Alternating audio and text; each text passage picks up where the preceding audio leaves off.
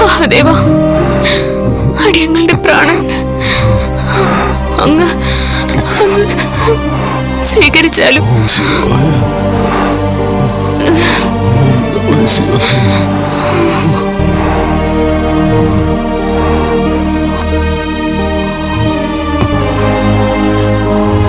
ഓം നമഃ ശിവായ, ഓം നമഃ ശിവായ, ഓം നമഃ ശിവായ, ഓം നമഃ ശിവായ, ഓം നമഃ ശിവായ. മോനെ, മോനെ, മോളെ, മോനെ. ഓം നമഃ ശിവായ, ഓം നമഃ ശിവായ, ഓം നമഃ ശിവായ. മോളെ, മോളെ. ഓം നമഃ ശിവായ, ഓം നമഃ ശിവായ, മോളെ. ഓം നമഃ ശിവായ, ഓം നമഃ ശിവായ, ഓം നമഃ ശിവായ, ഓം ശിവായ, ശിവായ, ശിവായ, ഓം നമഃ ശിവായ, ഓം നമഃ ശിവായ, ഓം നമഃ ശിവായ, ഓം നമഃ ശിവായ, ഓം നമഃ ശിവായ.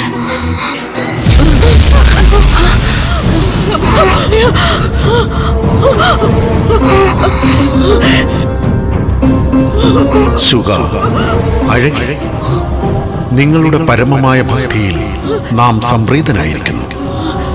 എഴുന്നേൽക്കുക.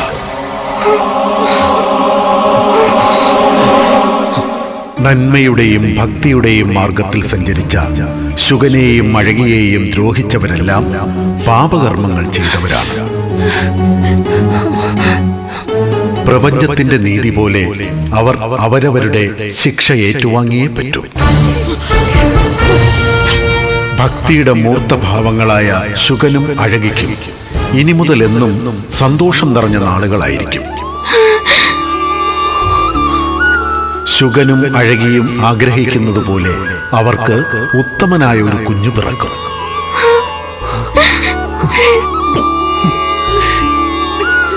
ആ കുഞ്ഞ് നമ്മുടെ ഭക്തയായ അഴകിയുടെ ഉദരത്തിൽ രൂപം കൊണ്ടു കഴിഞ്ഞു. ഭഗവാനെ, മാപ്പ്. ലോകത്തിൽ ഏറ്റവും ഉയർന്നതാണ് മാതാവിന്റെ സ്ഥാനം. ആ സ്ഥാനം കളങ്കപ്പെടുത്തിയ നീ ഇനി എല്ലാ കാലവും അഴകിയെ സേവിച്ചു കഴിഞ്ഞുകൊള്ളുക. ഭഗവാനെ, അടിയന്റെ എല്ലാ അപരാധങ്ങളും പൊറുക്കണേ. അടിയന്റെ പഴയ രൂപം തിരിച്ചു തരണേ. അധികാരത്തിന്റെ അഹങ്കാരത്തിൽ സജനങ്ങളെ ദ്രോഹിച്ചവളാണ് നീ. നിനക്ക് മാപ്പ് തന്നാൽ ഇനി വരുന്ന ഭരണാധികാരികൾക്ക് കൂടി അതൊരു വിട്ടുവീഴ്ച ചെയ്യലാകും. ഭരണാധികാരി ജനഹിതമനുസരിച്ച് പ്രവർത്തിക്കുന്നവളാകണം.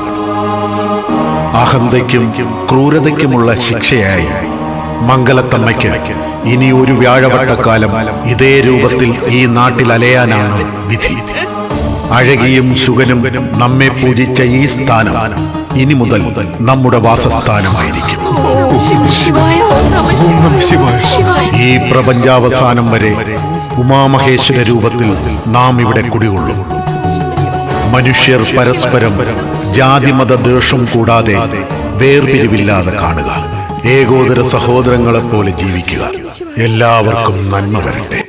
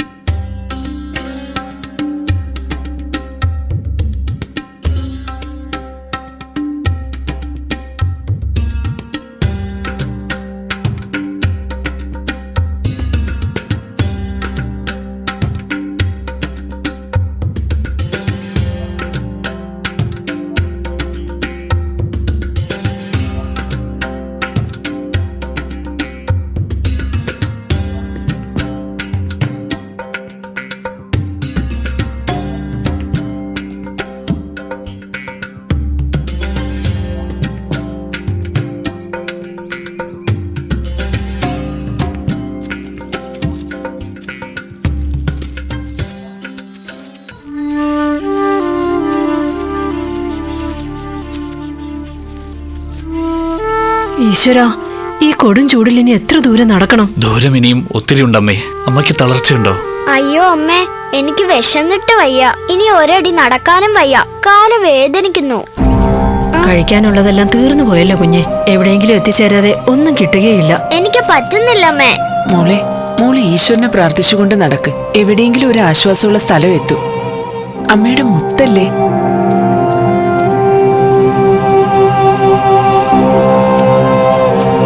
അയ്യോ വിശക്കുന്നമ്മേ, ഞാൻ വിശന്ന് ചത്തുപോവും. ഈശ്വര, ഞാൻ എന്റെ കുഞ്ഞിനോട് എന്താ പറയുക? എന്താ? കുറച്ചു ദൂരമല്ലേ ഉള്ളൂ മോളെ. ഒന്ന് നടന്നാൽ എത്താവുന്നതല്ലേ ഉള്ളൂ. എന്ത് പറ്റി? ഞങ്ങൾ ഒരു ദൂരെ യാത്രയിലാണ് സ്വാമി. കയ്യിൽ ഭക്ഷണമൊന്നും ബാക്കിയില്ല. കുഞ്ഞ് വിശന്ന് തളർന്ന് വീണുപോയതാ. ഭിക്ഷയായി കിട്ടിയ ഭക്ഷണമുണ്ട് കയ്യിൽ. കുഞ്ഞിന് മാത്രമല്ല, എല്ലാവർക്കും കുറേശ്ശെ കഴിക്കാനുണ്ടാവും.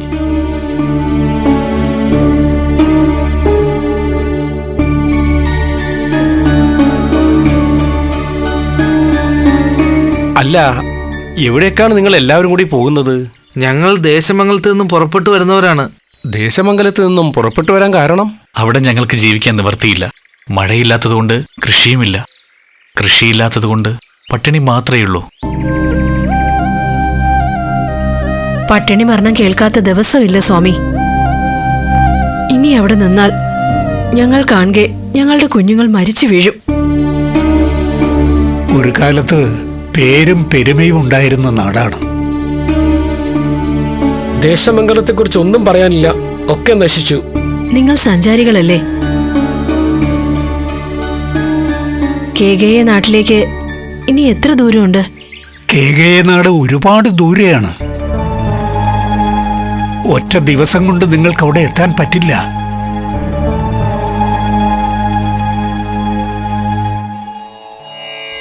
ഒരു കാര്യം ചെയ്യൂ, എല്ലാവരും ഇവിടെ നിന്ന് കിഴക്കേ ദിക്കിലേക്ക് നടന്നോളൂ. വൈകുന്നേരമാകുമ്പോൾ ഒരു സത്രത്തിനടുത്തെത്തും. അവിടെ നിങ്ങൾക്ക് ഭക്ഷണവും വെള്ളവും വേണ്ട സൗകര്യങ്ങളെല്ലാം കിട്ടും. അവിടെ നിന്ന് പിറ്റേ ദിവസം രാവിലെ നടന്നു തുടങ്ങിയാൽ ഉച്ചയോടെ കേകയ നാട്ടിലെത്താം. നന്ദിയുണ്ട് സ്വാമി. ഈ തന്ന ഭക്ഷണത്തിലൂടെ ഞങ്ങളുടെ ജീവൻ തന്നെയാണ് രക്ഷിച്ചത്. ഞങ്ങൾ കൈനീട്ടുമ്പോ മറ്റു കൈകൾ തരുന്നു. അത് ഞങ്ങൾ നിങ്ങളിലേക്കും തരുന്നു. പുണ്യം മുഴുവൻ അവർക്കാ, ദാനം ചെയ്യുന്നവർക്ക്. നിങ്ങൾ അല്പം വിശ്രമിച്ചിട്ട് നടന്നോളൂ. ഞങ്ങൾക്ക് പോകാൻ ലേശം തിടുക്കമുണ്ട്. നന്നായി വരട്ടെ.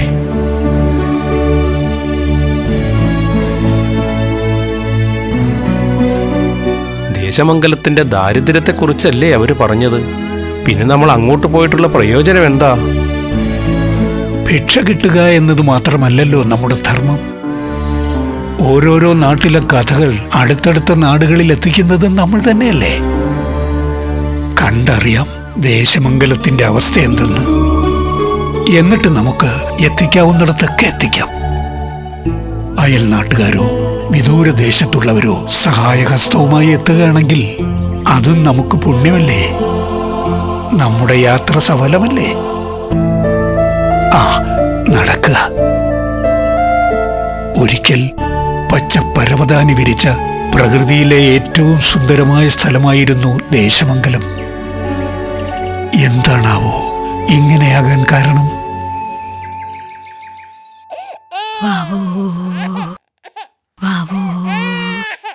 കരയല്ലേ?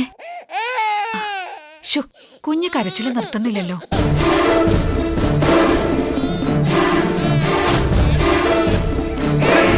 എന്നാ കരച്ചില് നിർത്തിയിട്ടുള്ളത്? ജനിച്ച അന്ന് തുടങ്ങിയ കരച്ചിലല്ലേ? അന്ന് തുടങ്ങിയതാ നാടിന്റെ നാശം. എവിടെയെങ്കിലും കൊണ്ടുപോയി ഉപേക്ഷിക്കാൻ പറഞ്ഞാൽ അനിയൻ തമ്പുരാൻ കേക്കില്ല. അതെങ്ങനെയാ? അനിയൻ തമ്പുരാൻ മീനാക്ഷിയുടെ മനംമയക്കപ്പെട്ടിയിൽ അകപ്പെട്ട് കിടക്കുവല്ലേ.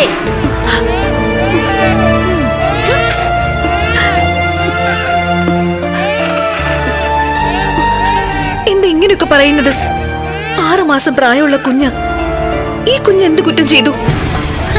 കുറ്റം എന്താണെന്ന് അറിയണമെങ്കിലേ ദേശത്തേക്ക് ഇറങ്ങിച്ചെല്ലണം. തമ്പുരാന് പറഞ്ഞ കുഞ്ഞിന്റെ അപദാനങ്ങളെ അവര് വാഴ്ത്തി പാടുന്നുണ്ട്. ഒന്നും അറിഞ്ഞിട്ടില്ലല്ലോ അല്ലേ? ചിലതൊക്കെ ഞാനും അറിഞ്ഞു. ദുരിതത്തിൽ കിടക്കുന്നവർക്ക് ആശ്വസിക്കാനും എന്തെങ്കിലുമൊക്കെ വിളിച്ചു പറയണമല്ലോ.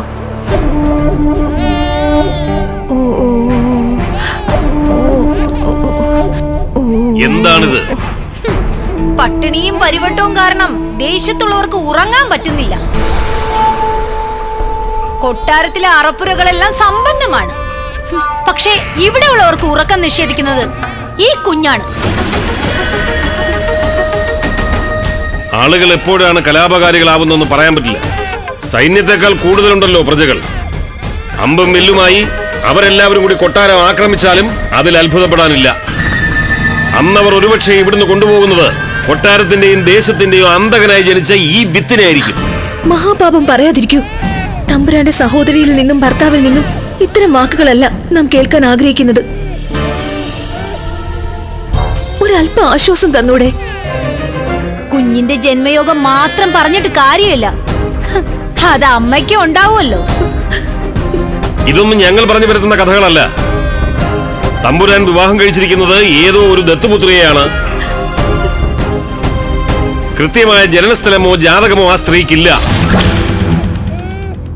അതുകൊണ്ട് തന്നെ ദോഷകാരണം അതുതന്നെയാണോ എന്ന് കണ്ടെത്താനും പറ്റുന്നില്ല.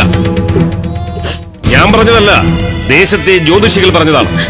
ശരിയാണ്, ഞാൻ ദത്തുപുത്രിയാണ്. തമ്പുരാൻ എന്നെ ഇഷ്ടപ്പെട്ട് വിവാഹം കഴിച്ചതുമാണ്. പക്ഷെ തമ്പുരാനോ ദേശത്തിനോ ദോഷം വരുന്ന ഒന്നും ഇതുവരെ നാം ചെയ്തിട്ടില്ല, ഇനിയൊട്ട് ചെയ്യുകയുമില്ല. അത് ഓർമ്മ വേണം.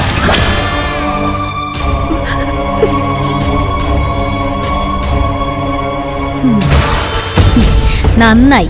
ഇടയ്ക്കിടയ്ക്ക് എല്ലാം ഒന്ന് ഓർമ്മിപ്പിക്കുന്നത് നല്ലതാ. സ്വന്തം ദോഷവും കുഞ്ഞിന്റെ പേരിലുള്ള കുറ്റം ചേർത്തലും ഒക്കെ ആവുമ്പോ ഒരുപക്ഷെ ഇവളീ കൊട്ടാരക്കെട്ടിൽ നിന്ന് ഇറങ്ങിപ്പോയി കൂടാന്നില്ല. അല്ലേ ശകുന്തളേ?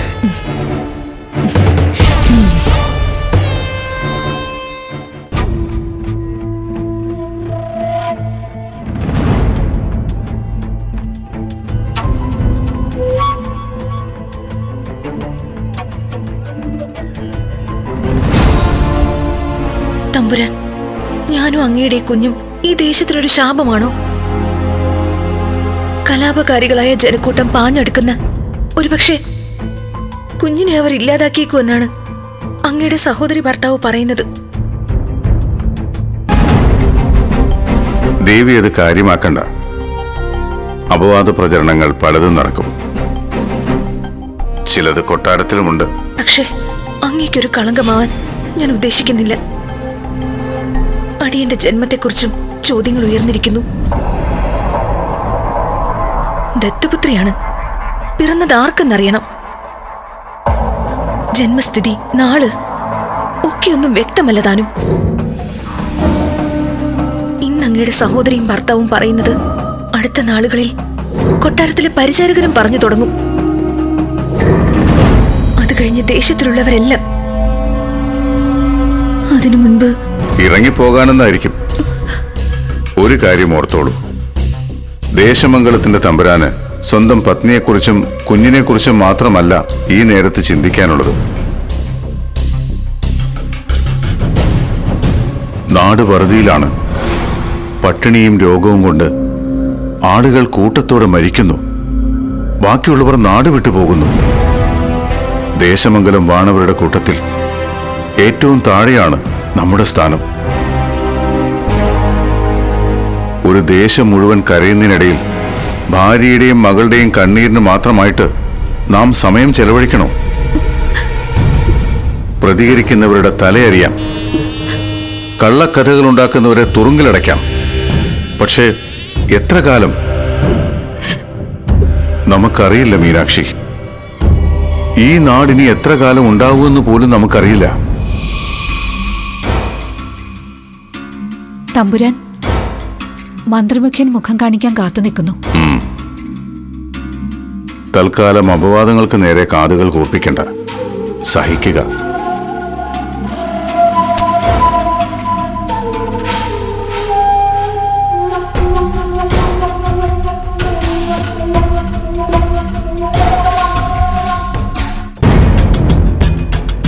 തമ്പുരാൻ നീണാൾ വാഴട്ടെ. മന്ത്രിമുഖ്യൻ, എന്താണ്? പ്രജകൾ ഇപ്പോൾ തമ്പുരാനേക്കാൾ കൂടുതൽ സംസാരിക്കുന്നത് സേതുപതിയോടാണ്.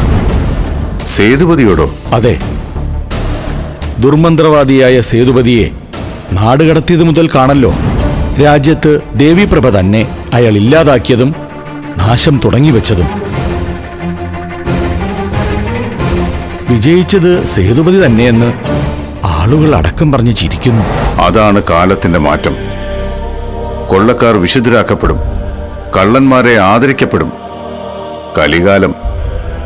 ആളുകളുടെ ഒരേ ഒരു പ്രതീക്ഷ ഈ ഒരു പൗർണമി കൂടിയാണ്. നമ്മുടെയും. കാലാകാലങ്ങളായി ചൈത്രമാസത്തിലെ പൗർണമി ദിവസത്തിൽ 7 മലകളും താണ്ടി എത്തുന്ന അവധൂതനാണ് ദേശമംഗലത്തിന്റെ പ്രയാണം നിശ്ചയിക്കുന്നത്. ഇപ്പൊ അദ്ദേഹത്തിന്റെ വരവ് മുടങ്ങിയിട്ട് കാലങ്ങളായി. 2 ദിവസം കഴിഞ്ഞാൽ പൗർണമിയാണ്. ദേശവും ദേശത്തിന്റെ അധികാരിയും വളരെ പ്രതീക്ഷയോടെ അവധൂതനെ കാത്തിരിക്കുന്ന ദിവസം. ഈ പൗർണമിക്ക് കൂടി ആ വരവുണ്ടായില്ലെങ്കിൽ പിന്നെ ദേശമംഗലത്തിന് പ്രതീക്ഷയില്ല. തമ്പുരാൻ, ദേശമംഗലത്ത് ഇങ്ങനൊരു ഭരണാധികാരി പിന്നെ ഉണ്ടാവില്ല.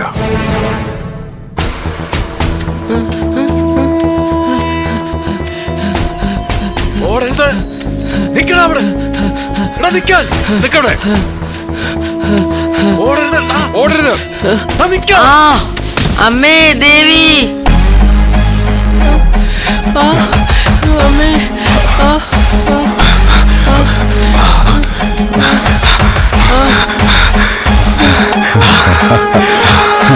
എന്നെ ഒന്നും ചെയ്യരുത്. എന്നെ എന്തിനാ ഓട്ടിച്ചത്?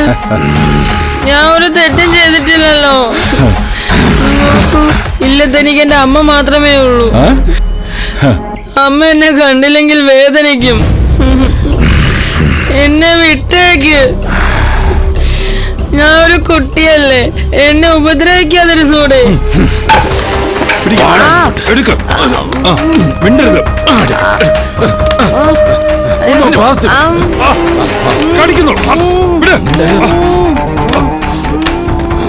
കൊണ്ടുപോകാനും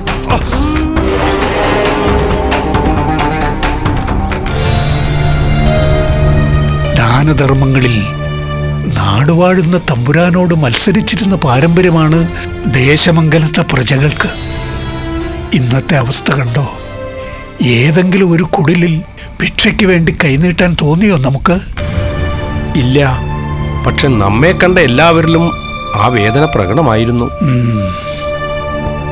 പൗർണമി ദിവസം വരെ നമ്മൾ ഈ നാട്ടിൽ തങ്ങുകയാണോ? ഇല്ല ഇല്ല, നാളെ പുലർച്ചെ നമ്മൾ പുറപ്പെടും. ദേശമംഗലത്തെ പൊന്നു തമ്പുരാൻ പൗർണമി നാളിൽ ആഴി കൂട്ടി ജീവത്യാഗം ചെയ്യുമെന്ന് പറയുന്നത് വാസ്തവമായിരിക്കോ? വെറും വാക്ക് പറയുന്ന ആളല്ല ദേശമംഗലം വാഴുന്ന സുന്ദരരാജൻ തമ്പുരാൻ. പ്രജകളുടെ ദുഃഖവും ദാരിദ്ര്യവും കണ്ട് നീറി മരിക്കുന്നതിനേക്കാൾ ഇതായിരിക്കും നല്ലതെന്ന് അദ്ദേഹത്തിന് തോന്നിക്കാണും. തമ്പുരാന്റെ ജീവത്യാഗത്തിലും ദേവി മഹാമായ കനിയില്ലാന്നുണ്ടോ? അതും അറിയില്ല. മഹാമായയുടെ തീരുമാനങ്ങളിൽ നമുക്ക് മനക്കണക്ക് കൂട്ടിയെടുക്കാൻ പറ്റില്ലല്ലോ.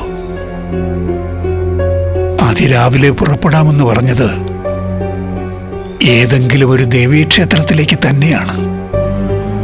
തിരുനടയിലിരുന്ന് ഈ ദേശത്തിനും ഇവിടുത്തെ പൊന്നുതമ്പുരാനും വേണ്ടി നമുക്ക് പ്രാർത്ഥിക്കണം. കൊള്ളാം, നല്ല തീരുമാനം.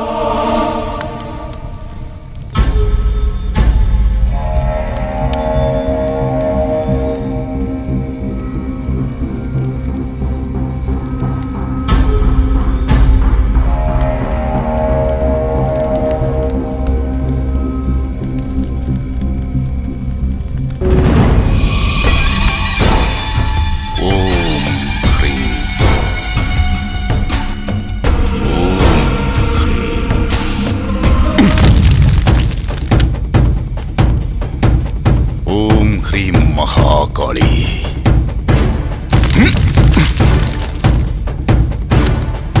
ഓം ക്ലീം മഹാകാളി ഭദ്രകാളി.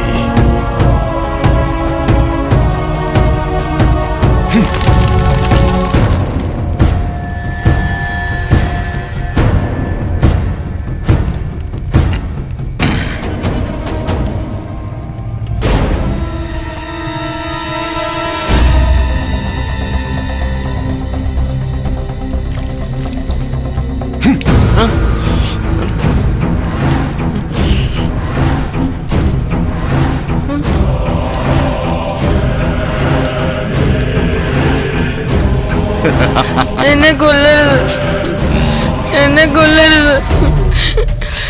എന്നെ എന്തിനാ പിടിച്ചോണ്ട് വന്നതെന്ന് എനിക്കറിയില്ല.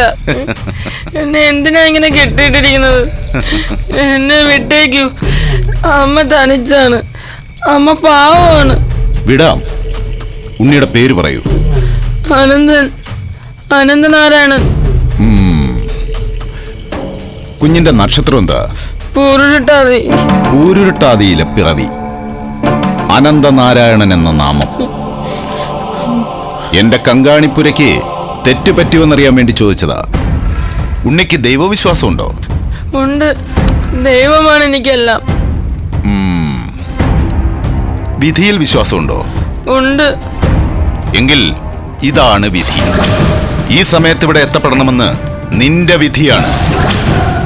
അത് മാറ്റിമറിക്കാൻ ആരെക്കൊണ്ടും സാധിക്കില്ല. പ്രാർത്ഥിച്ചോളൂ.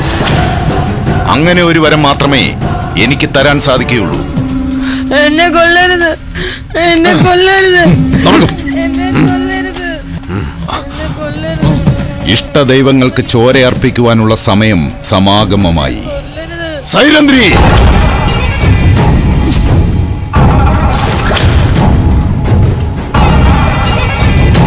അമരത്വത്തിലേക്കുള്ള നമ്മുടെ വഴിയിൽ 6ാമത്തെ ബലി ഇനി നിന്റെ ഊഴമാണ്. കൊല്ലരുത്.